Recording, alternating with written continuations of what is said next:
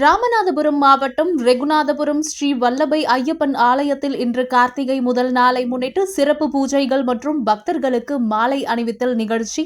ஏராளமான பக்தர்கள் கலந்து கொண்டு மாலை அணிந்து கொண்டனர். ராமநாதபுரம் மாவட்டம் ரெகுநாதபுரத்தில் புகழ்பெற்ற ஸ்ரீ வல்லபை ஐயப்பன் ஆலயம் உள்ளது.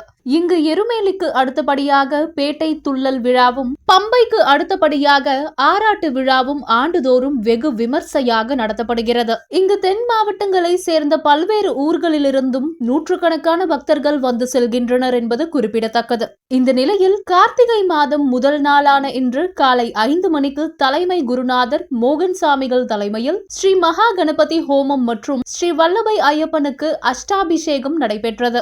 பின்னர் சிறப்பு அலங்காரம் மற்றும் சிறப்பு பூஜைகள் நடைபெற்று பின்னர் சிறப்பு வழிபாடுகள் நடத்தப்பட்டது.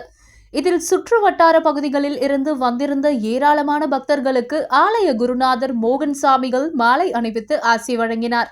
ரகுநாதபுரம் ஸ்ரீ வல்லபை ஐயப்பன் ஆலயத்தின் குருநாதர் தெரிவிக்கையில், ரெகுநாதபுரம் வல்லபை ஐயப்பன் ஆலயத்தில் நடைபெறும் பூஜையானது சபரிமலையில் பூஜை நடைபெறுவது போன்றே ஆண்டுதோறும் மிகவும் சிறப்பாக நடைபெறும். உலக மக்கள் அனைவரும் நல்லிணக்கத்துடன் வாழ சிறப்பு பிரார்த்தனையும் இன்று நடைபெற்றது.